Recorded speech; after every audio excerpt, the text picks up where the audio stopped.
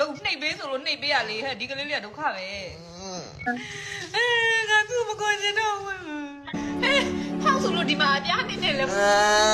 ရူပါပေါက်ခိုင်းလို့လေလို့ တကယ်ချင်းတို့ကဝိုင်းလိမ့်နေပြီဘွိုင်းပြောပြကြအောင်ဟဲ့သူပဲဒါလေးကိုဖောက်လုံနှိပ်ပေးဆိုလို့နှိပ်ပေးရလေဟဲ့ဒီကလေးလေးကဒုက္ခပဲ